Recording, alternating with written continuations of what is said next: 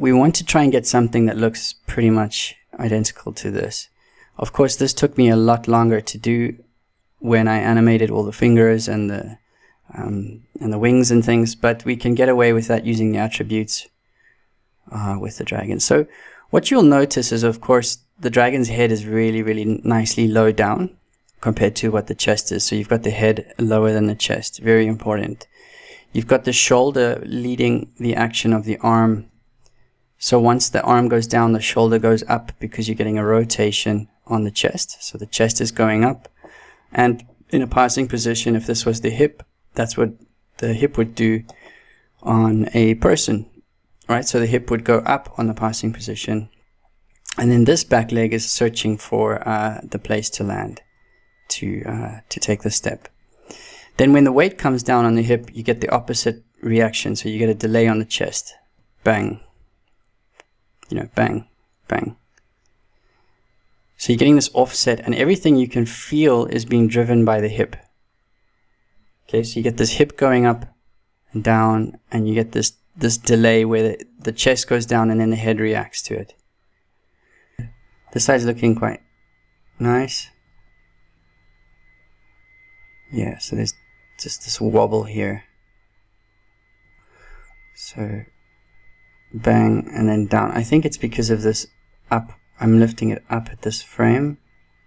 Here I'm going to delete this key.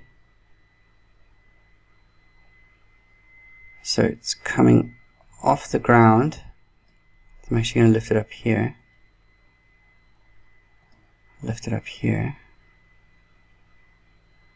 And lower it down. That should work.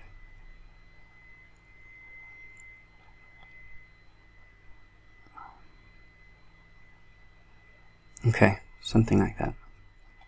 Just smooth everything. Awesome, awesome, awesome, awesome. Okay, cool. So we've done more or less the shoulders and everything else like that. So what I want to do now is I want to work on the rotation of the wrist as the dragon moves around. Now, this obviously, once you've done this, you can't be copying and pasting attributes over because they won't line up.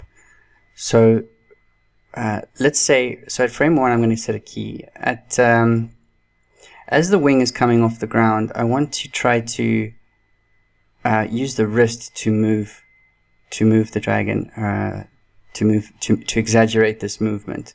So I'm going to rotate the wrist in X counter backwards like this, and I can even do it a bit more at 15.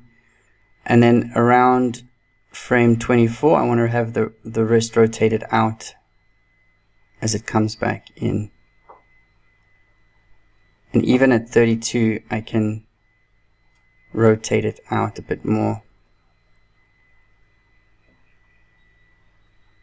And then what I want to do is copy frame 1 to 65 and set the key. Let me just check if that works. That should work.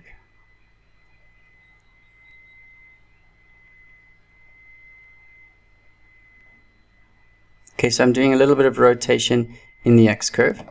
Then I want to go and work on the Y curve on this side. So yeah, so when you're rotating it down, you must be careful of that finger going through the ground there. This is going to be something you're going to have to play with as you're doing the rotation.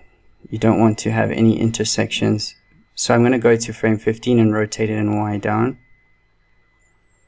And then, yeah, so at around frame 32, I might just rotate it a little bit in Y.